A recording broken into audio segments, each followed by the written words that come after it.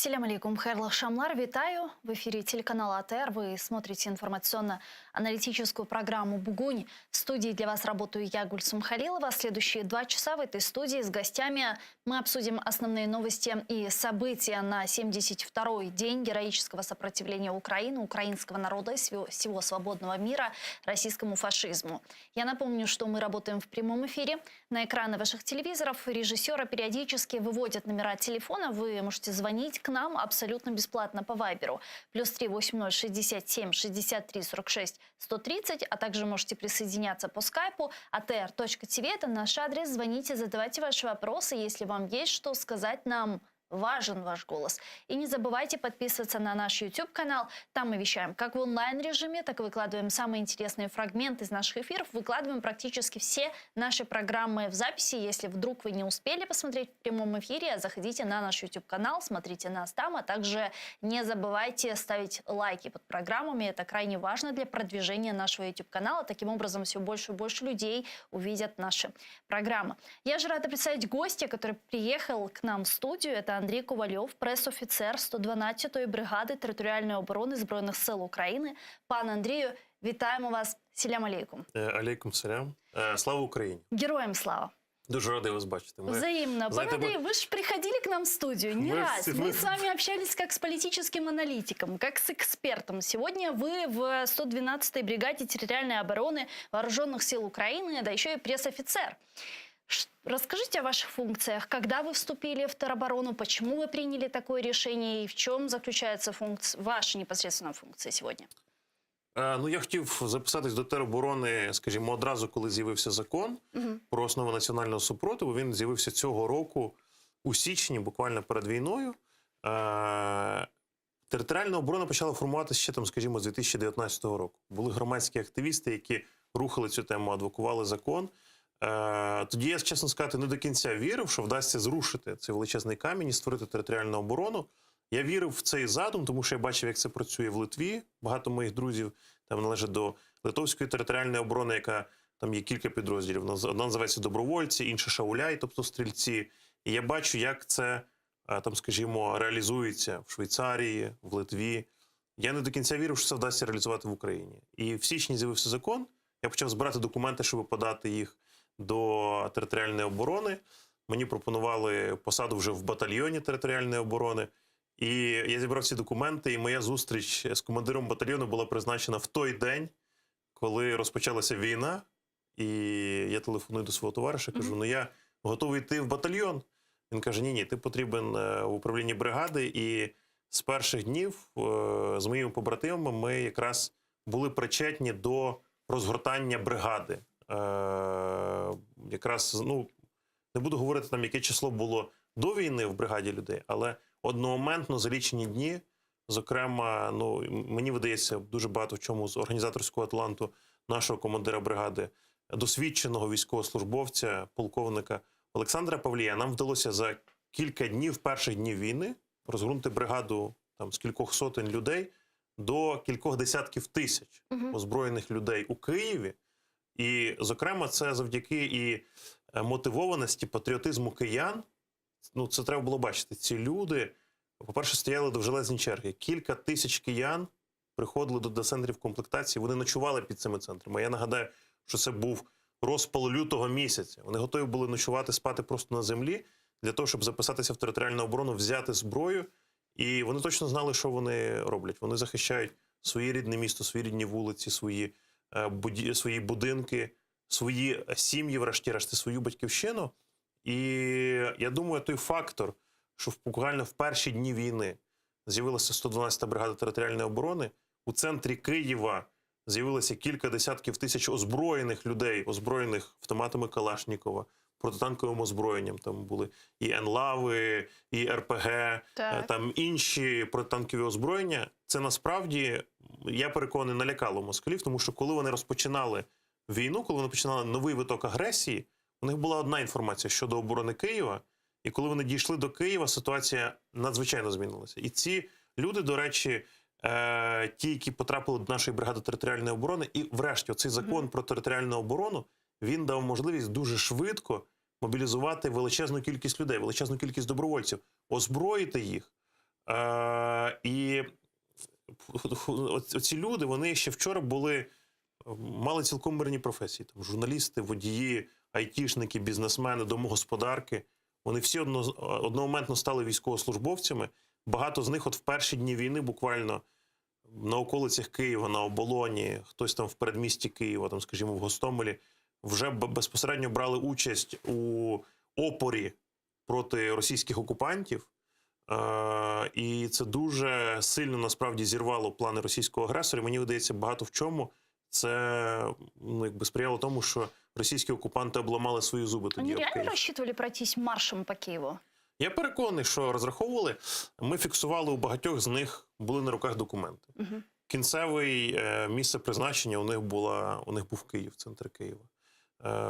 Багатьом з них роздали пайок на 3 доби з тим, що за 3 доби вони мають дійти до Києва, а все решта здобудуть у Києві.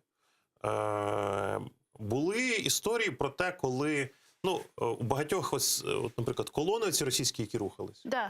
у них позабирали, наприклад, мобільні телефони, позабирали смартфони. Вони не могли орієнтуватись по GPS, вони орієнтувались по картах. У всіх у них кінцеве місце призначення було якраз Київ. І тому ми дійсно десь в ЗМІ там пролунало, що десь там якась БТР заїхала на території Києва, десь якийсь автомобіль. Дійсно були ці блукаючі автомобілі, наші Збройні сили розбивали колону, і зрозуміло, що з цієї колони міг хтось відірватися. І дійсно вони проривались до Києва, не знаю, на що вони розраховували. Так на Оболоні йшли. Так, на що розраховували ДРГ? Можливо, я так собі тепер пояснюю, що, можливо, була задача бодай когось з них прорватися в центр Києва, робити фотографії, що російські війська вже в центрі Києва, для того, щоб посіяти паніку. Вони дуже сподівалися на паніку. І я про це говорив з перших днів війни у всіх своїх включеннях, тому що склалося так, що в перші дні війни я був причетний до розгортання бригади, до комплектації бригади, а потім рішенням командира бригади став пресофіцером. Якраз став оцим місточком, тому що починають з'являтися журналісти, це не перші дні війни, починають з'являтися журналісти, і ми розуміємо, що якщо журналістам щось не пропонувати, якщо їх не спрямовувати, то вони все одно будуть шукати самі. Тому що я сам працював журналістом-телевізійником, і я знаю, як це працює. Коли тобі не дають знімати, ти шукаєш шляхи. Журналістика, вона, як вода, вона просочується, вона шукає. І на превеликий жаль, були ситуації, коли журналісти ухвалювали рішення на свій страх і ризик, їхали, як це було з журналістом Нью-Йорк Таймс, який поїхав в Ірпінь, був обстріляний російськими окупантами, цим російським біосміттям, тому що насправді кацапи, вони свідомо, вони вишуковували машини з Червоним Хрестом, вишуковували медиків, щоб просто їх розстрілювали, ці машини. Вони вишуковували машину з написом «Прес», щоб їх розстріляти. Тому ось цей напис «Прес», він швидше був якраз отою мішенью, яку це російське біосміття і шукало.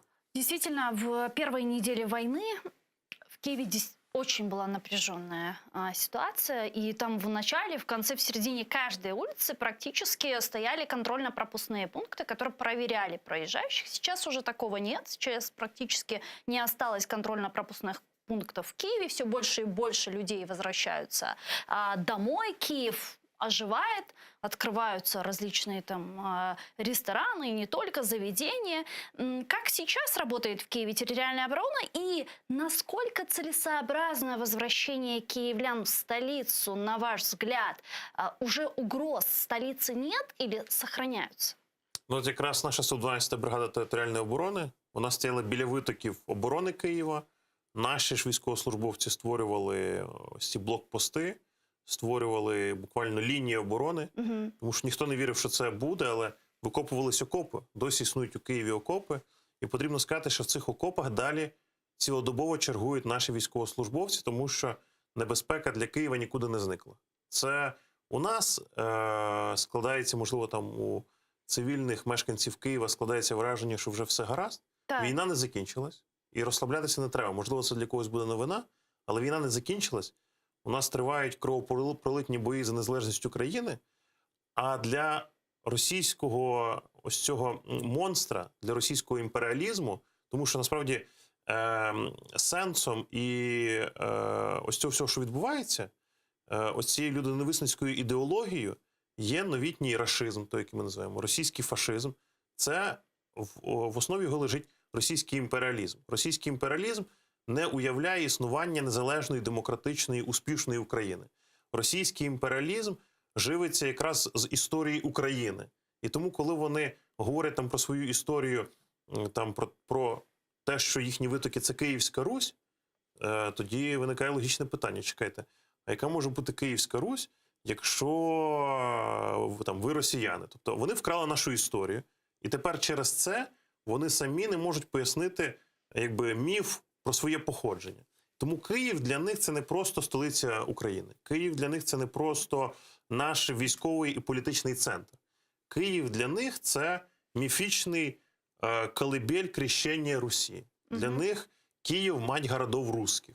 Для них Київ... Сакральне місце. Однозначно. Для них це, знаєте, якийсь міф про якийсь там другий Єрусалим. Для них це от щось подібне. Второй Рим, третій Рим. Хочеться провести паралель.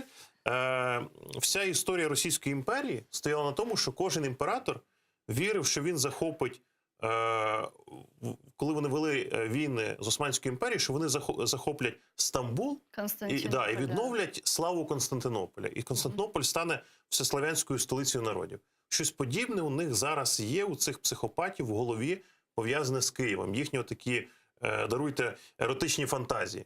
Про те, що Київ – колыбель руської государственності. І тому Київ для них – це симулякр, для них – це міф. І тому для Києва залишається небезпека. Потрібно це розуміти, що вони відвели війська на територію Білорусі. На території Білорусі зараз відбуваються так звані військові навчання знову. І ми щодня фіксуємо провокації з території Білорусі. Білорусь, на превеликий жаль, цієї держави більше немає. Путін провів аншлюз, як свого часу Гітлер провів, Третій рейх захопив Австрію. Так само зараз Путінський рейх захопив Білорусь, стався аншлюз. І Білорусь є плацдармом для агресії проти України. Тому, очевидно, историки... Ракеты непосредственно летят с территории Беларуси на нашу страну. С нами сейчас на прямой связи Іван Ступак, асоційований експерт Українського інституту майбутнього з питань реформування правоохоронних органів, екс-співробітник СБУ, експерт з питань безпеки. Пане Іване, вітаємо вас. Селям алейкум. Да, добрый вечер, студия. Добрый вечер. Сейчас говорили как раз про угрозы для нашей столицы, для Киева.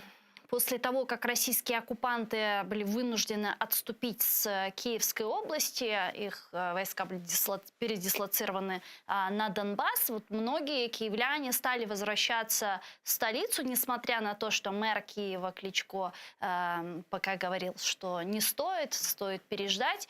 Вот по вашим оценкам, есть ли сегодня угрозы для нашей столицы, для Киева? Как вести себя сегодня киевлянам? Угроза. Я согласен с вашим спикером, я краем уха услышал его речь. Действительно, если в этом городе, в вашем городе, в любом другом городе не идут боевые действия, это не значит, что война закончилась и можно там брать резиновые шлепки, идти на пляж, отдыхать, расслабляться. Всегда есть угроза, всегда есть возможность, ну хоть невеликая, но есть возможность повторного захода в Киевскую область. Могут попробовать. Я понимаю, что вряд ли получится у них, но попробовать могут. Ракетные обстрелы – это вообще тема номер один и опасность номер один. Ни один регион Украины не может сказать, что он самый безопасный в плане там, ракетной безопасности или военной безопасности. Там, Закарпатская область, Львов подвергались массированным обстрелам, поэтому расслабляться, мягко говоря, не рано. А по поводу вот того, что многие киевляне вернулись, у меня есть частичное объяснение, почему они так сделали. И не только киевляне, у многих просто закончился финансовый ресурс, чтобы удерживаться, находиться там, где они находились последние 2 месяца. Будь то за границей, или будь то Закарпатская область, или Ивано-Франковская область, неважно. То есть вопрос еще в финансовом ресурсе. И вместе с этим в Генеральном штабе Вооруженных сил Украины сообщают о том, что 8, 10, 9 мая могут увеличиться количество обстрелов, ракетных ударов со стороны России и просят не игнорировать сирены. Что вы ожидаете действительно 9 мая? Очень много различных сценариев озвучивается разными политиками, экспертами, аналитиками. А вот что вы думаете, чего нам ждать? Я понял вопрос. Смотрите, я попробую предположить. 9 число диктатору Путину необходимо повышенное внимание к своей персоне, к своему параду мракобесия, по Красной площади. И не в его интересах чтобы в этот день произошли какие-то более значимые события, которые весь мир привернут именно к этим событиям. То есть все внимание должно быть в Москве на Красной площади. По аналогии, как бы это было с Китаем, с Олимпиадой, мы уже понимаем, что Китай не санкционировал, мягко говоря, нападение на Украину до тех пор, пока не закончится Олимпиада, потому что внимание от Олимпиады переключилось бы сразу же на войну в Украине. То есть я оцениваю, что 9 мая есть велика вероятность, что оно пройдет спокойно, а вот 10 вполне возможно будет напряжение, вполне возможно. Ну, 9 мая где-то на захваченных территориях Украины российские оккупанты попытаются провести псевдопарады? Парады, ну, не исключено. Мы видели съемки, записи о том, что в каких-то регионах проводится там, отстраивается что-то, что пытается покрасить. Налепили вот эти вот георгиевские ленточки, победа, плакаты, лозунги, флаги. То есть мы это видели. То есть вполне возможно, что да, но вопрос, а чем? Чем? То есть какой-то красивой техникой они не пройдут. Только разве что той техникой, которой они захватили этот регион, но я уверен, что это никакого не будет такого, знаете, эффекта «Вау, как красиво, все суперово». То есть придут потертые солдаты российские, и их будут встречать не очень добрыми взглядами наши граждане. Вы сказали, что опасаться стоит 10 мая и дальше. А что действительно будет дальше? Ну, действительно, я больше опасаюсь ракетных обстрелов. Ракетные обстрелы – это самое сейчас трудное, тонкое, чем нас можно достать. Достают наши коммуникации, достают мосты, достают линии электроснабжения, железнодорожные ветки. И попутно попадая в жилые дома, высотные дома. То есть для них нет ни красных линий, ни буйков, ничего. Угу. Ну вот по поводу красных линий, действительно, сегодня весь мир говорит о том, что руководство России, в руководстве РФ стоит просто террористическая организация, для которой абсолютно нет никаких красных линий. И это мы отчетливо видим, когда слышим такие заявления министра иностранных дел России, где он косвенно намекает на возможное применение ядерного либо химического оружия. На ваш взгляд, какова вероятность, что там настолько спятили, что здесь попытаются или применят это оружие массового поражения? Я вижу так, что вот реальность в бункере, который там спрятан в Уральских горах, совершенно отличается от реальности, которая наша с вами, или даже которая там в Москве или в Владивостоке. Он живет в своем мире, которому кажется, что он победил, в котором кажется, что он побеждает. Это еще усиливается, эта ситуация, тем, что его подчиненные докладывают, я вижу, докладывают ему в принципе так, как ему бы это хотелось. То есть выворачивать ситуацию так, как бы ему было выгодно, чтобы не получить по шапке, не потерять свою должность. То есть вот такой где-то расчет идет. И поэтому искривляется его оценка ситуации текущей. Постоянно он заявляет, что все нормально, мы движемся в правильном направлении, по плану. Какой план? План дурацкий. Дякую вам дуже, пане Іване. Чухсагл, що знайшли время, підключились к нам в ефір. Іван Ступак був з нами на прямому зв'язку. Асоційований експерт Українського інституту майбутнього з питань реформування правоохоронних органів, екс-співробітник СБУ, експерт з питань безпеки. Пане Андрію, я би хотіла з вами... Якщо дозволите, в продовженні слів пана Івана Ступака, я якраз до цього... Що план дурацький? Ні, підводив. Які є загрози для Києва? Дійсно, є загроза повернення російських терористичних військ на територію Київщини, Чернігівщини, спроба повторного штурму Києва. Зрозуміло, що мы вывчили все... Ну а когда это возможно? Потому что многие эксперты говорят, что они попытаются вернуться в Киев, если вдруг добьются какого-то существенного продвижения на востоке Украины или выйдут на административные границы Донецкой и Луганской областей. Это так? Знаєте, ми з вами зустрічалися буквально там кілька тижнів перед війною в цій студії. Я намагався на відповідь на ваше питання про чи можлива взагалі повномасштабна російська агресія дати якусь аналітику. І я завжди в своїй аналітиці спираюся на, там є ряд фактів, законів, закономірностей в політичній науці. І я для себе усвідомив в лютому, наприкінці лютого, дуже просту істину, що можна використовувати закони і закономірності, якщо це, знаєте, умови наближені до лабораторних в політології. Якщо, скажімо, можна прорахувати цих політичних гравців. А коли ти намагаєшся давати оцінку діям психопата, ну це дуже важко, якби це невдячна справа давати оцінку діям психопата, тому що психопата неможливо прорахувати. Терорист і психопат Путін, його неможливо прорахувати. Ви чули, що про нього сказав, здається, прем'єр-міністр Нідерландів, що він так і сказав. Він психічно хвора людина. Тому тут важко сказати, в чому полягає план. Ну, з одного боку, коли наші Збройні сили відтіснили російські війська з Чернігівщини і Київщини, і Путін таки відступив, хоча Путін, і ми це точно можемо про нього сказати, за психологічним портретом своїм, він людина надзвичайно вперта. Я це пояснюю тим, насправді Російська Федерація – це остання клаптикова імперія світу, і там дуже багато народів, народностей, дуже багато, вона складається з багатьох держав, які зараз з страхом і примусом і силою об'єднані в єдину криваву імперію путінську. І там дуже багато народів. От Путін, його предки належать до такого народу, який називається вепси. У вепсів є така, знаєте, характеристика, що вони надзвичайно вперті. І оця вперта людина все-таки вирішила, ухвалила рішення вивести російські війська з території Київщини. Вона нажила надзвичайну кількість, величезну кількість ворогів в своєму оточенні, в так званій партії війни у Кремлі, тому що вони сподівалися, що Київ за будь-яку ціну буде взяти. Але вони зрозуміли, що вони Київ взяти просто не можуть фізично. Я просто хочу завершити, що існує ймовірність повернення російських терористичних військ в околиці Києва, але ми вивчили всі помилки, скажімо, лютого-березня, і ми вже надзвичайно підготовлені. І тому я переконаний, що сил у російських військ проратися до Києва вже немає. Я переконаний, що вже не повториться та ситуація, яка була у лютому-березні. Наступна небезпека – це дійсно ракетні обстріли.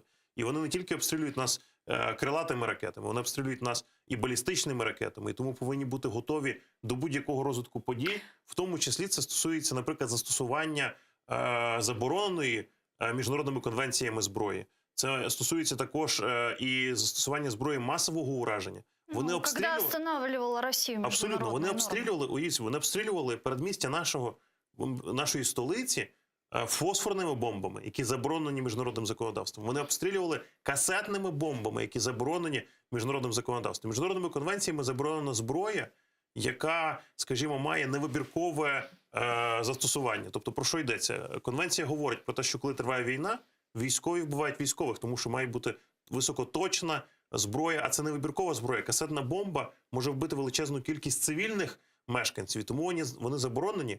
Але Російська Федерація буквально поливала передмістя Києва і фосфорними, і касетними бомбами. Наступна небезпека, яка залишається, це величезна кількість нерозмінованих територій. Наші сапери, наші інженери 112-ї бригади територіальної оборони щоденно, без вихідних, цілодобово фактично розміновують передмістя Києва. І роботи, насправді, ще не початий край. Тому і що розтяжки ж оставили. Однозначно, один рік війни тягне за собою 3 роки розмінувань. І тому можемо приблизно уявити, скільки ще роботи для наших хлопців і дівчат, наших саперів, інженерів 112-ї бригади територіальної оборони, не тільки вони. Поруч з ними і підрозділи ДСНС, і інші бригади Збройних сил. Але уявіть собі, ми фіксували на дитячих майданчиках Гостомеля, Бучі, Ірпеня, російські терористи, російські психопати розкидали гранати. Вони ставили розтяжки. Очевидно, з думкою про те, що на них можуть підірватися діти. Заміновували ті автомобілі, які були покинуті, розстріляні ними на дорогах. Тобто величезна кількість, потім збиті нашими військами російські літаки і гелікоптери. Поруч з ними валяється величезна кількість ракет і бомб. Знаєте, я спостерігаю у Фейсбуці, на жаль, вже серед українців з'явився такий оцей військовий туризм, коли вони їдуть фотографуватися на фоні там шматків, уламків ракет. Це все надзвичайно небезпечно. Будь-де там може бути протипіхотна міна, протитанкова міна. Ми вже чули багато історій про те, як лісники підривалися. Це небезпечно. Так, це надзвичайно небезпечно. І передмістя зараз кишить оцими вибуховими предметами. І, знову ж таки, повертаючись до цього, хочу сказати киянам, зарано не те, що повертатись до Києва, а ті, що повернулись до Києва, зарано йти, наприклад, на пікніки. У лісі, там, скажімо, лісосмуга може бути замінована, там теж можуть бути вибухові предмети. Там, знову ж таки, можуть бути діючі позиції наших військовослужбовців, і про це потрібно пам'ятати. Ну і четверта складова, про яку теж би хотів сказати, чим займається наша бригада. Повірте, величезна кількість киян, ті, що були мобілізовані у перші дні війни, пішли добровольцями, вони вже воюють на півдні і сході України, про це теж треба пам'ятати. там величезна кількість наших хлопців і дівчат, які зараз у ці хвилини буквально ризикують своїм життям, захищаючи Україну. Мир. Неужели мир не может остановить Путина, международное сообщество? Неужели оно настолько недееспособно? Знаєте, в мене все частіше складається враження, як і у історика, є в мене таке хобі дослідження історії, що історія вона циклічна, і ми постійно, всі покоління стають на одній ті самі граблі. Ми вже не раз бачили, коли схиблені політики вважають, що вони стають володарями всього світу. І існують міжнародні організації, ну дивіться, за підсумками Першої світової війни була створена Ліга націй, яка як тільки Розвалилась після Второї мирової. яка фактично вона розвалилася в передчутті в перші дні Другої світової, коли фактично міжнародні лідери собі говорили: не потрібно зв'язуватися з Гітлером, ми його умиротворимо, ми з ним домовимось. Згадайте прем'єр-міністра Ллойда Джонса в Великобританії, який був переконаний, що він може домовитись з психопатом Гітлером, підписав з ним там якийсь папірець, так звана Мюнхенська змова. І що? Чемберлен. Даруйте, Чемберлен. Він відтягнув війну для Британії всього-навсього на рік. Але Європа пережила страшенну війну. І що? Вони принесли в жертву Чехословаччину, вони принесли в жертву Польщу. Це величезна кількість загиблих. І це все одно вилилось у світову війну. А можем ли мы Макрона сегодня назвать Макрона современным Чемберленом или нет? Олафа Шольца, например? Однозначно. І знаєте, я довго це пояснюю собі, оцю поведінку Макрона, якраз тим, що в його оточенні немає справжніх експертів по Україні. І багато чим ось ці європейські політики і їхні радники, вони живуть в полоні російських міфів. Вони далі переконані, вони не розуміють коріння конфлікту України і Російської Федерації. Вони не розуміють коріння російського імперіалізму. І це, на превеликий жаль, ніхто їм не пояснює, що російський імперіалізм на Україні не зупиниться. Ну, подивіться, за ці 30 років скільки воїн уже вела Російська Федерація, скільки територій вона окупувала. Окупована так звана територія Придністров'я Молдавської Республіки, окуповані території Грузії. І, на превеликий жаль, світ дуже часто на це закриває очі. А інколи ці європейські політики, а тепер і релігійні діячі, ну можна згадати тут Папу Римського, Франциска Берголіо, який просто діє в інтересах держави Ватикан і в інтересах Римо-католицької церкви. І він готовий принести в жертву будь-яку частинку, скажімо, Римо-католицької церкви, будь-яку частину своїх вірян для того, щоб зберігати далі теплі відносини з Москвою. Тому що це інтерес Ватикану в цьому полягає. І він готовий нести якісь нісенітниці, робити перформанси за підсумками, знаєте, Другого Ватиканського собору. Вони ж там підійшли, зробили реформу в своїй, зокрема, інформаційній діяльності. Вони повинні постійно епатувати, постійно звертати увагу на життя Римо-католицької церкви, на життя Ватикану. Вони ось на Великдень запропонували, щоб спільно хрест несли дві заробітчанки, громадянка Російської Федерації, громадянка України, щоб в такий спосіб примирити. Неможливо ось це, знаєте, примирення з-під палки. Неможливо, тому що неможливо примиритися з вбивцею і маньяком. Неможливо сказати маньяку «перестань вбивати». Маньяка потрібно ізолювати, маньяка потрібно покарати. Тоді він зупиниться. Нет же такой международной полиции, которая бы пришла в Кремль, там взяла Путина и принесла куда-то туда на международный Гаагский суд, либо трибунал там создали, посадили и судили. Такой же организации нет. Тогда что остается в руках у мира? Какие механизмы? Дивіться, Путін свідомо розв'язав Третю світову війну. Путін щодня підвищує ставки. І щодня міжнародні лідери намагаються з ним надалі про щось домовитись. Зараз російський імперіалізм потрібно зупинити. І потрібно чітко усвідомити, про це має дізнатися собі кожен світовий лідер. Про те, що триває Третя світова війна, у якому вся Російська Федерація воює проти всього вільного цивілізованого світу. А зупинити як? А Україна воює за весь цивілізований світ. Ну, зараз більшість цивілізованих країн розуміють підвищення цих ставок, і тому вони, Сполучені Штати, відкрили програму Ленд-лізу. Намагаються допомагати Україні технікою з думкою, що вони спробують зупинити Путіна в Україні. Руками українців зможуть перемогти ось цей імперіалізм. Наразі, очевидно, найдієвіший спосіб – це санкції. Але світові лідери повинні ставити Путіна в такі рамки, щоб Путін розумів, що у нього не залишається шляху. Ну, знову ж таки, зараз вони вже підвищили ставки до того, що вони шантажують весь світ ядерною зброєю. Да.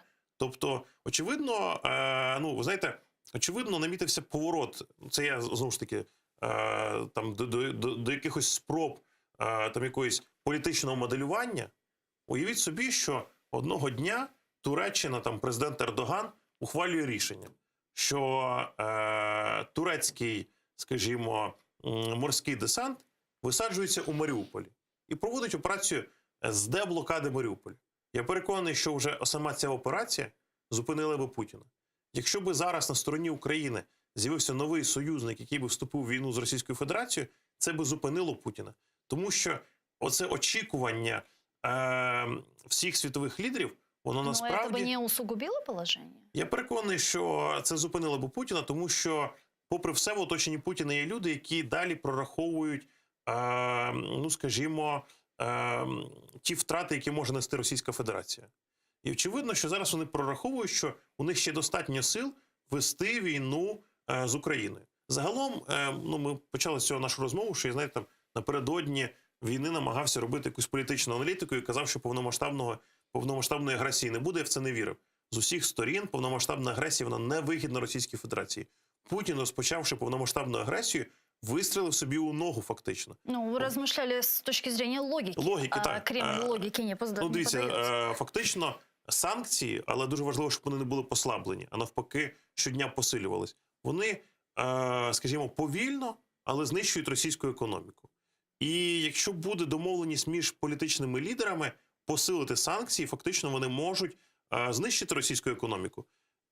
Певна змова політичних лідерів у середині 80-х років змусила до розпаду Радянського Союзу. Тому що, зокрема, стрибок цін на нафту і газ на міжнародних ринках зумовив те, що совєтська економіка просто вибухнула. Вона була знищена, тому що, скажімо, до кінця 80-х років вся економіка Совєтського Союзу трималась виключно на продажі нафти і газу в інші держави. А фактично все, що надходило в економіку, все спрямовувалось у військову сферу.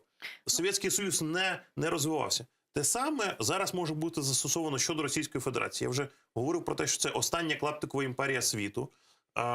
І фактично це може призвести до розпаду Російської Федерації.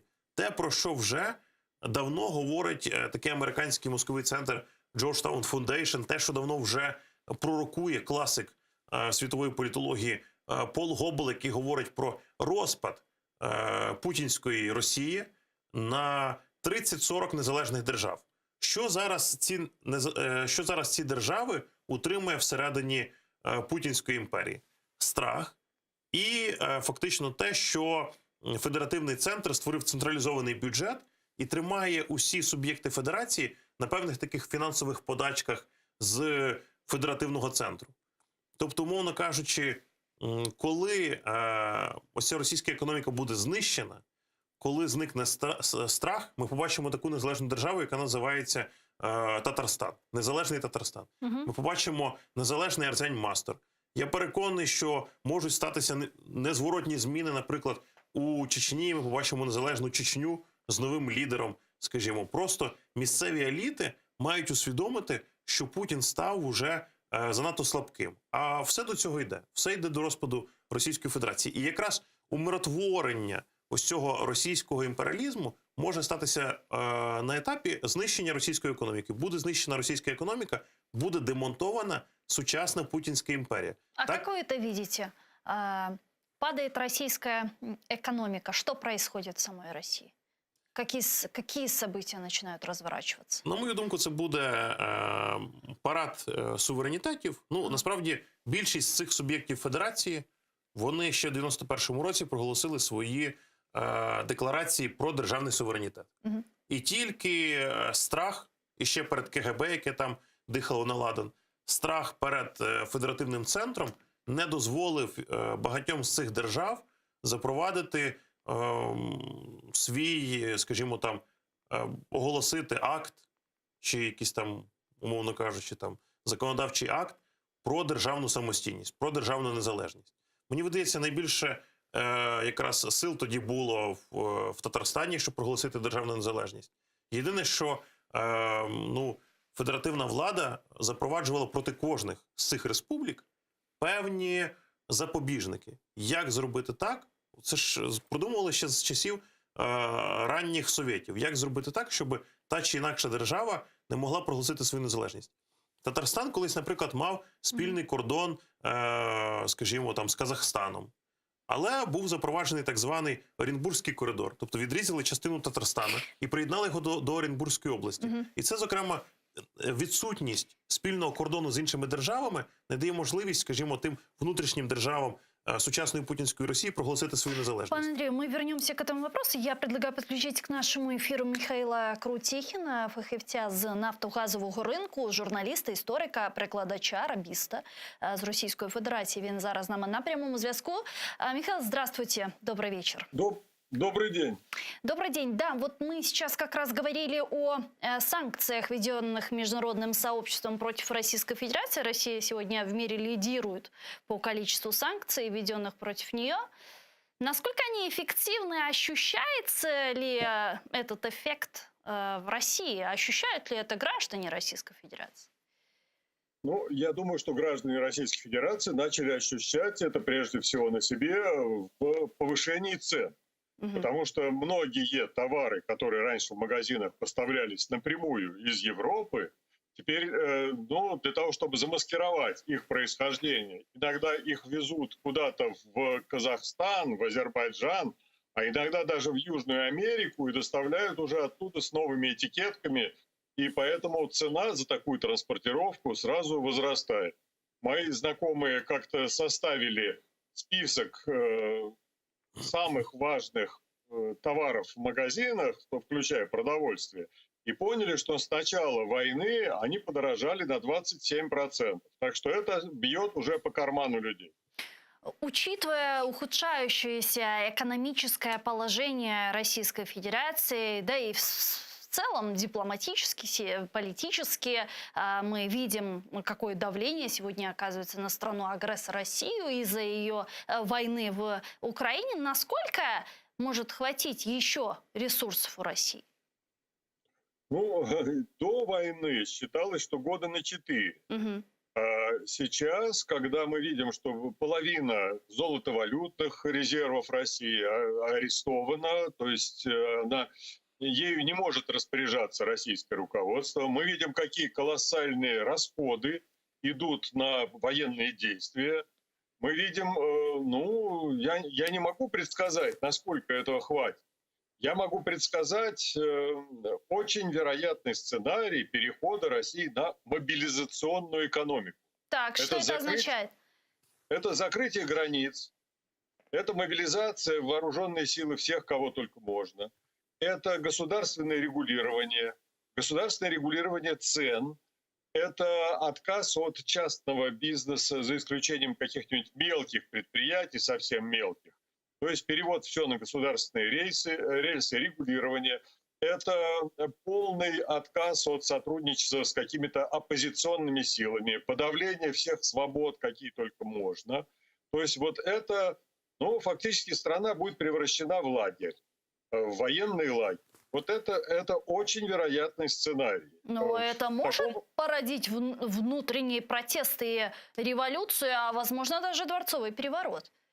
Вот в этом я пока сильно сомневаюсь, потому что основную часть денег, которые зарабатывает Россия, руководство ее тратит на поддержание, и на стимулирование тех вооруженных формирований, которые защищают власть от народа. То есть Росгвардия, всяческая полиция, армия и так далее, и так далее. Но там же больше 3 миллионов человек занято только тем, что они охраняют власть от народа. И вот вырваться из этого, из террора, из государственного террора, простому человеку очень трудно.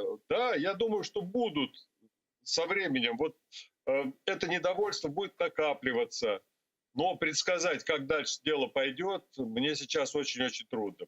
Потом вы учтите, что работает пропагандистская машина, которая все преподает в таком цвете и в таком свете, что вы тут все герои, вы тут давайте потерпим, и мы победим, весь мир против нас, а мы там... Ну, то есть это предсказывать, во что это все выльется, очень трудно. Да, а думающие люди бросают все, уезжают из России. Вот остаются те, кто бегает и кричит о том, что страна сражается против НАТО, против бандеровцев. Ну, сами понимаете, Да. что идет в пропаганде. Ну и плюс это еще далеко не все санкции, которые готовит мир против России. Вот сейчас очень активно обсуждается вопрос введения полного эмбарго на российскую нефть. Что это будет означать для России? Полное эмбарго на ее нефть? И готов ли, на ваш взгляд, мир ввести подобную санкцию? Ну, Соединенные Штаты уже ввели эмбарго на российскую нефть. Великобритания тоже. Вот сейчас Евросоюз это обсуждает, Да. но выясняется, что ввести это, скорее всего, прямо одноразово не получится. Я думаю, что в этом ожидаемом шестом пакете санкций будет эмбарго на российскую нефть в виде программы, растянутой до конца года. И в этой программе могут быть исключения, потому что такие страны, как Венгрия или Словакия, которые вряд ли обойдутся сейчас без российской нефти, они против солидарного решения Евросоюза. Но вот даже если мы исключим Словакию и Венгрию из будущего эмбарго, то до конца года, скорее всего, Россия может потерять до 2 миллионов баррелей нефти в сутки, которые она не сможет продать нигде. Это 100 миллионов тонн. Это почти 20% той нефти, которую Россия может добыть и продать. А сколько это, насколько это мощный удар по экономике в процентном соотношении? А вот уже это какие потери? Да, российские экономисты уже посчитали, что вот если этот сценарий осуществится, то российский бюджет может потерять до 25% доходной части. То есть денег будет на четверть меньше. А закрывать есть чем эту дырку или нет? А как вы будете закрывать? Вот пытаются как-то найти рынки для российской нефти в Индии. В Китае невозможно найти. Туда просто нету транспортных путей. Они все уже загружены. Вот, все забито углем, нефтью. Найти какую-то дырочку, чтобы дополнительно европейские продажи переместить на китайские продажи, пока такой перспективы нет. Есть... И поэтому да. сократится. И вот такой тезис еще муссируется. Вы наверняка недавно слышали чудовищные просто заявления министра иностранных дел России Лаврова по отношению к Израилю, евреям, нацизму и так далее. Наверное, вы это слышали. И вот многие аналитики говорят о том, что неспроста Лавров сделал такое заявление. Таким образом, он попытался угодить исламскому миру, непосредственно Саудовской Аравии, чтобы те не повышали количество добычи нефти на своей территории, таким образом не давая возможности Европейскому Союзу и ряду стран, которые покупают нефть и газ у России, диверсифицировать эти потоки. Это так, на ваш взгляд, или нет? Ну, я думаю, не надо объяснять какими-то теориями заговора и какими-то, например, двухходовыми комбинациями то, что можно объяснить глупостью и жадностью. Потому что вот российский министр иностранных дел столько уже совершенно нелогичных заявлений сделал и просто неразумных заявлений, что дальше уже, я не ожидаю от него никаких серьезных, хорошо продуманных, обоснованных заявлений, потому что сейчас вот такое Министерство иностранных дел у страны-агрессора. Дякую вам дуже, пане Михайло. Спасибо вам большое, что вы нашли время, подключились к нам в эфир, ответили на наши вопросы. Спасибо вам. Михаил Крутихин был с нами на прямой связи. Фахівець нафтогазового ринку, журналіст, історик, перекладач, арабіст з Російської Федерації. Пане Андрію, що скажете? Знаєте, плохі діла? Ну, абсолютно погоджуюсь тут з паном Крутихіним в частині ембарго російської нафти. І якраз це шлях до знищення економіки і розвалу Російської Федерації. Але, знаєте, є одне але. До війни я дуже активно вивчав тему дезінтеграції Росії і розумію, що головний гравець у цій справі Сполучені Штати проти розвалу Російської Федерації, на жаль. Тому що Почему?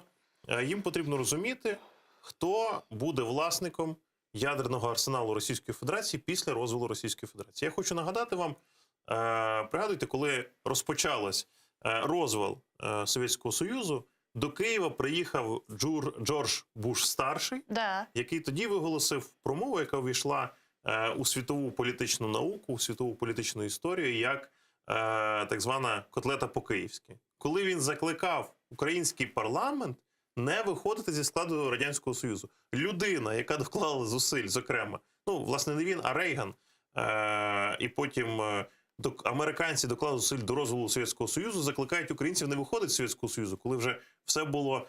Тому що тоді в них дійсно був страх, а де ж опиниться український арсенал ядерної зброї, загалом, ну, совєтський, він же був поділений між Україною, Російською Федерацією, був на території різних держав. Вони боялися появи неконтрольного, скажімо, застосування цього ядерної зброї. Дійсно, у Сполучених Штатів ось цей, ну, скажімо так, дитячий страх. Чому дитячий? Знаєте, от у нас є якісь певні страхи психологічні, пов'язані з нашим дитинством. От щось подібне було в Сполучених Штатах, коли вони були залякані Карибською кризою в 60-ті роки. І це залишається, це передається від Історична травма. Так, історична травма від покоління до покоління, хоча вони самі першими застосували ядерну зброю у світі проти Японії, але в них залишається ось це, у кого в руках опиниться ядерна зброя. І американці, вони прихильники того, щоб все було контрольовано, все було прораховано. Но ведь Путин неконтролируемо. Абсолютно. Але чомусь американці далі переконані, що вони запровадженням пакету санкцій можуть впливати на Російську Федерацію, що вони нібито можуть стримувати цей баланс. Друга частина ось цієї так званої історії, оцього глибокого, такого великого геополітичного торта, багатослойного, пов'язаного з дезінтеграцією Російської Федерації, полягає у загрозі Китаю. Американці бояться, що знищення Російської Федерації чи розвал Російської Федерації стане посиленням Китаю. Але, на мою думку, це якраз такі, ну, безпідставні страхи. Очевидно, що Китай вже ну, фактично захоплює далекий схід Російської Федерації.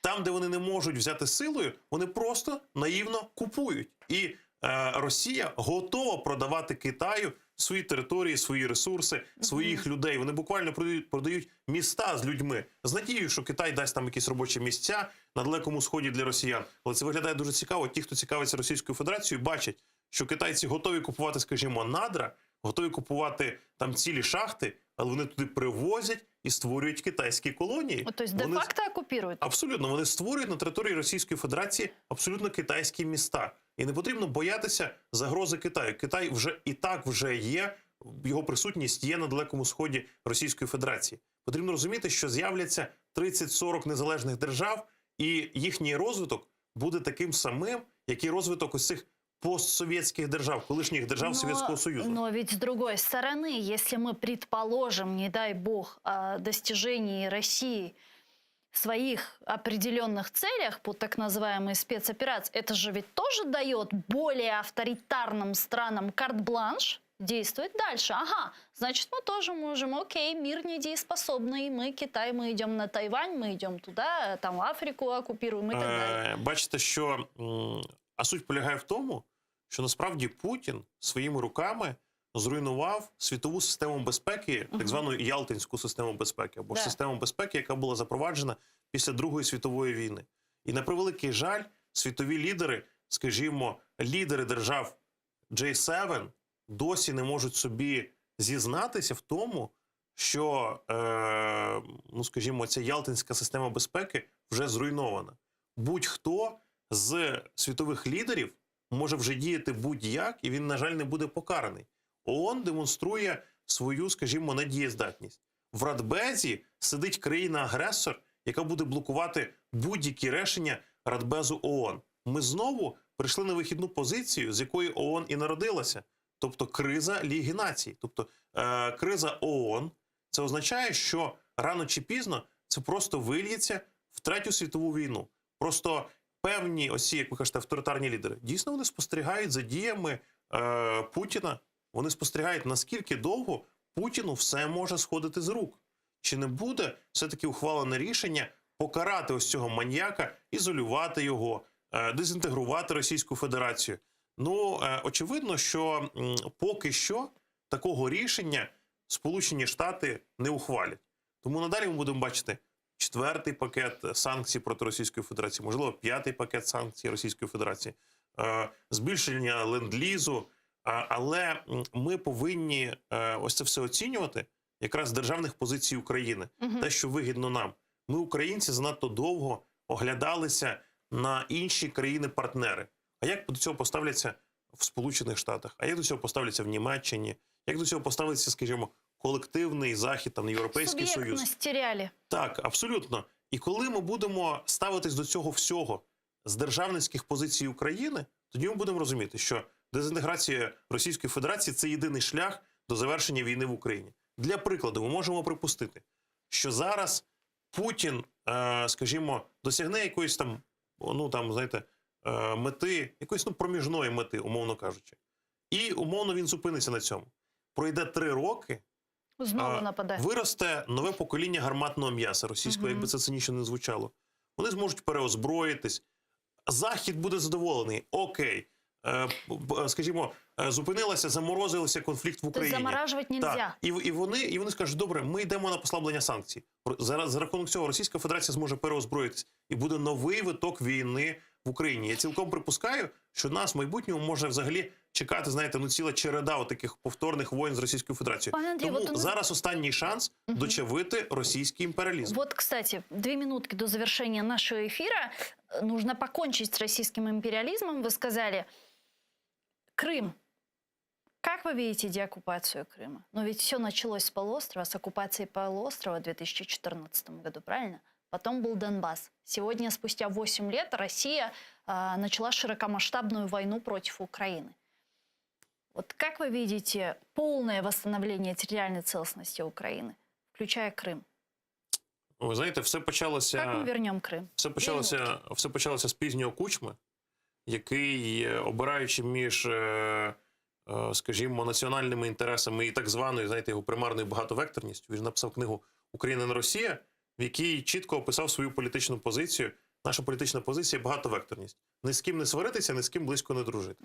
І пізній Кучма став рабом Москви. Пішов на домовленість з Москвою і вирішив зіграти в історію, яка називалася «Спадкоємець». Коли і за рахунок цього відбулася помаранчева революція. Пізніше ми побачили реванш проросійських сил, прихід до влади Януковича. І те, що стало підставою для теперішньої війни, для окупації Криму, це фактично харківські домовленості. Тому що Янукович тоді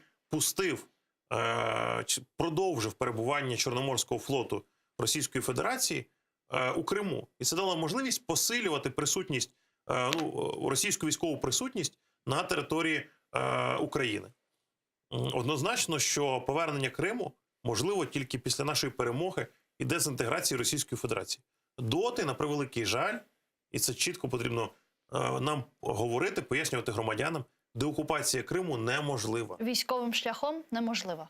Я переконаний, знаєте, я зараз перебуваю всередині Збройних сил, я бачу настрій, я бачу мотивацію наших громадян, наших людей, які готові йти на військову, вони готові вже записуватись, іти зі зброєю на військову деокупацію Криму. Я не вірю в деокупацію Криму, коли там зосереджені вже, наприклад, російська ядерна зброя. Я в цьому не... Як буде діяти психопат Путін в умовах, коли, ймовірно, ми розпочнемо деокупацію Криму? Я швидше вірю в український контрнаступ на півдні і сході. Я, звісно, оптимістично налаштований. Я хочу і постійно говорю це у всіх ефірах. Вірте в Збройні Сили України. Ми вже бачимо, що наші військовослужбовці роблять неймовірне. Вони роблять дива, вони зупиняють ворога. Цю армію, російську армію, назвали Другою армією світу. І ми бачили, що українська армія змогла фактично перемогти, зупинити Другу армію світу. Тому що, я переконаний, що західні аналітики і ті всі радники Макрона і решти президентів казали, Україна не втримається, але Україна втрималась. Дякую вам дуже, пане Андрію. Чух Саглан, що приїхали к нам в студію, ответили на наші вопроси. Слава Україні! Героям слава! Андрій Ковальов, пресофіцер 112-ї бригади територіальної оборони Збройних сил України, а в мирному житті кандидат політичних наук, історик. Чух Саглан. Заман. Информационная программа продолжает эфир телеканала АТР, а после мы вернемся в эту студию и продолжим наш эфир. Куршкевич.